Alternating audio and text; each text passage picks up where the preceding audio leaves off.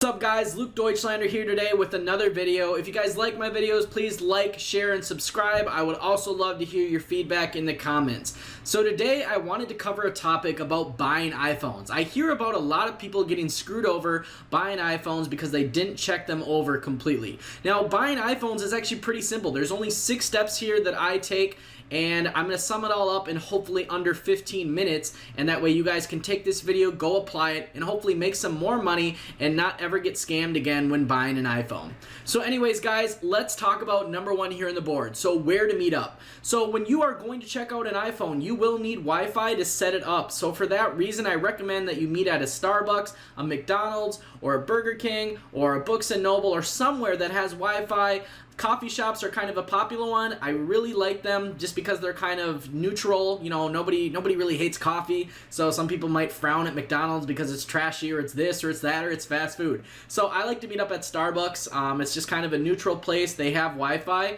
And it also is safe. You guys want to be safe when buying iPhones. Sometimes you will deal with sketchy people. You don't want to meet them in an alleyway or a parking lot or an apartment complex, you know, in the middle of the night, or, you know, even during the day. In fact, there was just a video in a news article, I think it was in Kansas, where a guy, unfortunately a fellow phone flipper, was killed because he went and met somebody for an iPhone 7 in an apartment complex. And my deepest condolences to him and his family and their loss.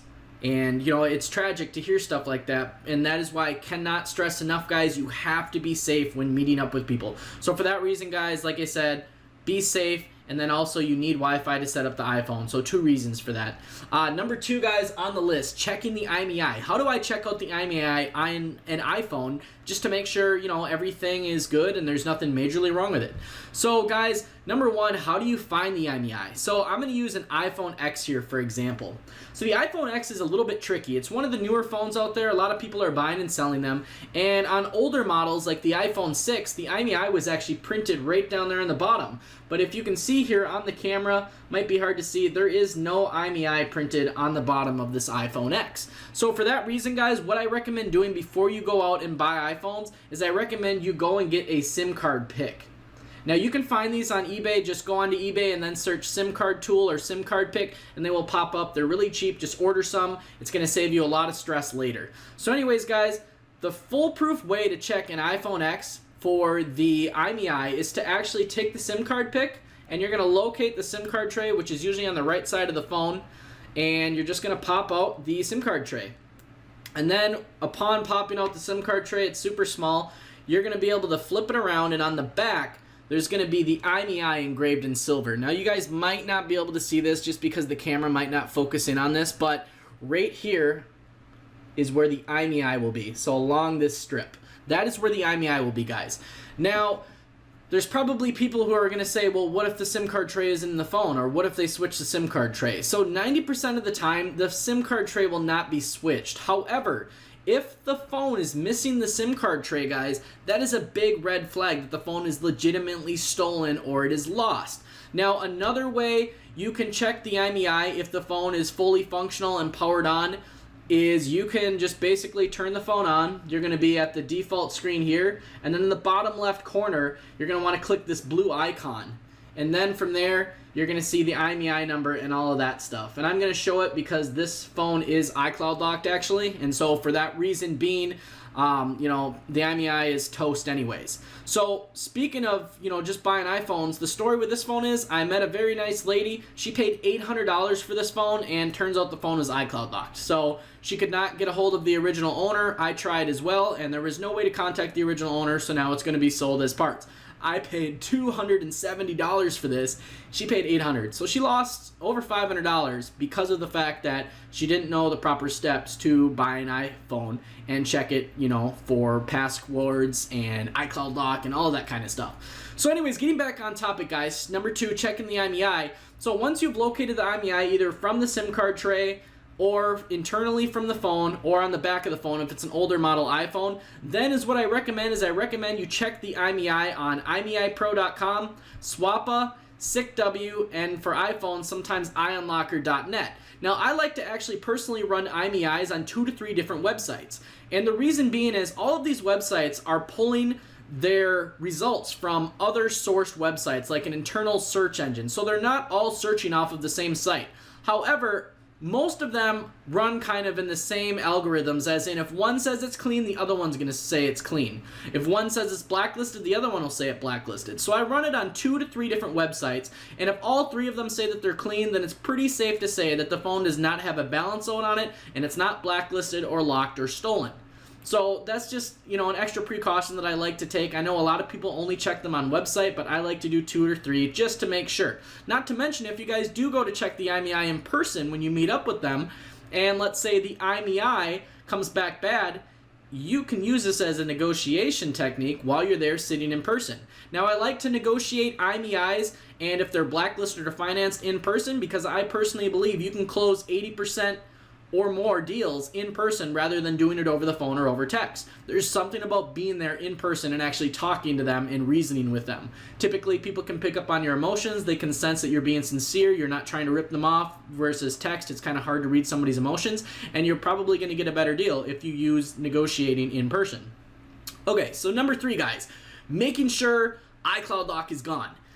So how we do this, guys, and where this person went wrong, is when you get an iPhone, I don't care if it's an iPhone 5, an iPhone 6, or an iPhone X or 10, they're called an iPhone X or an iPhone 10 for those of you newer watching this, you need to make sure that you can get the iPhone all the way to the home screen. If you guys cannot get the iPhone to the home screen, then chances are the phone may have a password or an iCloud locked or an other internal issue.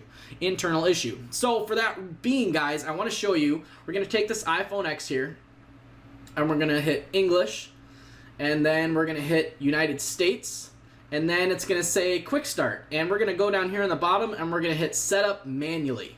So it's going to take the iPhone a little bit here, It's just going to spin around basically until it can verify that the iPhone is there. Okay, so there it is, guys, activation lock. So what went wrong with this lady is when she bought this phone, she likely did not meet at a place that had Wi-Fi. And so for that reason, she did not fully try to attempt to set up the phone. So when you guys get an iPhone, make sure you guys can get it to the home screen. For those of you out there who may be brand new to flipping iPhones, this is what the home screen looks like. So the phone needs to look like this. If you cannot get it to this home screen where it's got all the icons and the call buttons, etc. on it, then you have a problem, and you might have an iCloud locked device, and that is going to decrease the price that you pay a tremendous amount. So number 4 here, verifying the gigabytes and the carrier. So by the way, somebody's calling me right now, so I apologize for the vibrations. It's probably a customer. Verifying the gigabyte and the carrier. So guys, what you need to do is, once again, we're not going to use this iPhone X for an example because I cannot get into this phone.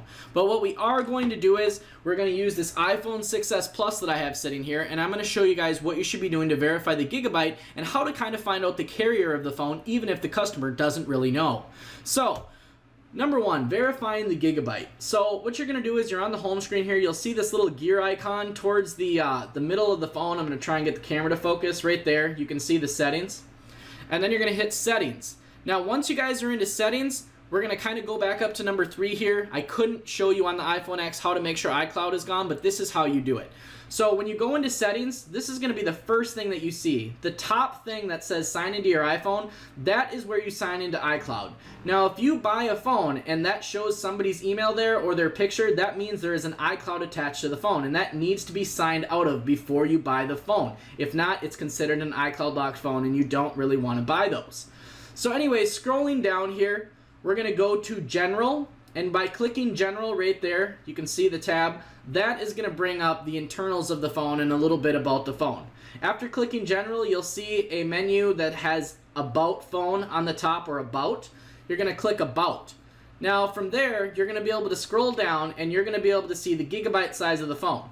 Now this is important because if you guys appraise the phone as say a 32, a 64, or a 128, or a 256, you want to verify that it is the gigabyte model if it is being appraised as a higher gigabyte model. Now what I do sometimes is I will just automatically appraise phones at the lowest gigabyte, and then when I get there, if the phone is higher and they mention it, then I will pay them more for it. But you always want to verify that. Otherwise, if you can't get into the phone, there really is no way to verify it.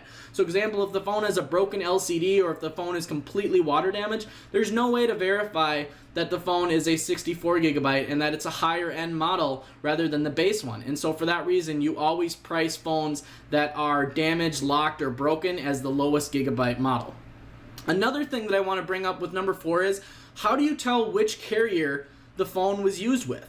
So there seems to be this common confusion going on amongst people who are selling their iPhones. And when you ask them, okay, what phone carrier is it for? They'll say, oh, it's unlocked.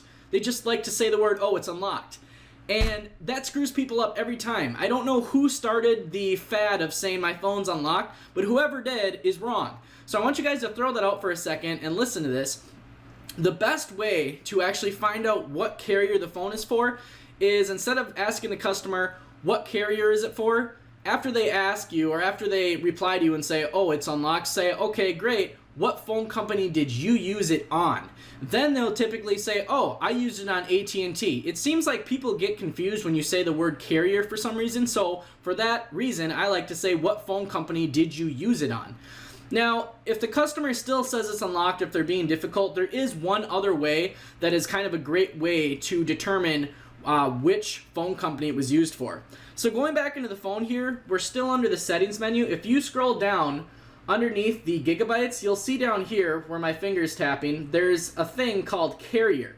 And then off to the left, it says track phone wireless. That is the carrier that was last used on this phone, and that typically means that's what carrier this phone is for. Now this phone a customer sold me and they said it was for Straight Talk or track phone wireless, and it indeed is for Straight Talk or track phone wireless, as you can see there in the settings. So those are just some things, guys, that you want to verify: the gigabyte and the carrier. They're very, very important when determining price, and if it could possibly go blacklisted or bad ESN, etc. And it's just kind of a nice detail to know also.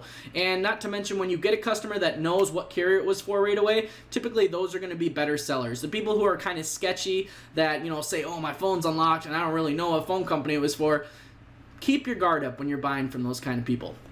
So number 5, doing your own diagnostics. So what I like to do when I have the phone into the home screen, guys, is I like to take a rear facing picture just like this, and I turn the flash on, and then I also like to do a front facing picture. I'll just either take a selfie or I'll take a picture of the background. And then I like to go into the gallery and just make sure that both of the photos turned up clear. And then a final thing that I like to do, guys, is I like to send a text. It doesn't necessarily have to actually send, but I like to type on the keyboard and make sure that the volume works. So example, I'm going to make sure the little ringer up here, this is a switch up here, guys, you can switch on and off. And you want to make sure that the ringer is on. So right there, ringer's off, switch it back on, ringer's on. So then I'm going to hit the volume keys. I'm going to make sure the volume is all the way up, and then I'm going to tap on the keyboard. So as you guys can hear, I hope you can hear that. Put it next to the microphone. The keyboard makes the tap noise. Everything seems good. And then also what I like to do is I like to shoot a 2-second video just to make sure that the playback and the input speakers are both working fine. So example, I will go onto the camera button right here, and then I will hit video. You can see it's got video selected, and then I will run a video. So testing 1, 2, 3 microphone, and then I'll push pause, and then let's play it back. So testing 1, so as you guys can hear, this iPhone seems to work pretty much perfectly. I don't see any problems with the screen or the LCD. That's one thing to check out too, is kind of check over the screen, make sure all the pixels look good. And then yeah, that's pretty much step number 5. That being said, guys, steps 1 through 5 are really great ways to just make sure you're safe, and just to ensure that you're getting the phone and that you're appraising it correctly and that you know all of the specifics about the iPhone. If you follow steps 1 through 5, guys, this will pretty much, this should pretty much safeguard you from 95% of the scams out there, or the iCloud locked phones, and just basically keep you away from buying phones with passwords, iCloud locks, and this will be, a good tool for you guys to use. And if you use these tools, you guys should not get scammed anymore when buying iPhones. So it's really, you know, a terrible feeling when you go out, like this person who sold me this iPhone X, she lost over $500 because she obviously didn't know, you know, these kind of steps to take when you go to buy an iPhone. It's not all that complicated. Like I said, it took me, you know, less than 20 minutes to explain all of this, but it is a process. Now let's talk about number 6. So this is just kind of a bonus. This isn't really necessarily completely all about iPhones, but it's phones in general. So if you guys go and buy a phone and the guy's like, I don't know what phone company it's for, I don't know where I got it from, or I found it at school, or I found it in the parking lot, phone's probably stolen or it's lost. Stay away from it. Another red flag, guys, is when you go to buy a phone, if the SIM card tray is damaged, altered, bent, or it's a different color from the phone, chances are the person swapped the SIM card tray, or they were trying to try out different SIM card trays and SIM cards and trying to make the phone work. It could have a passcode on it, it could be locked, or there could be an internal issue in it. Another thing is to watch out for is if the SIM card tray is completely gone when they give you the phone, chances are that is a bad ESN or a financed phone.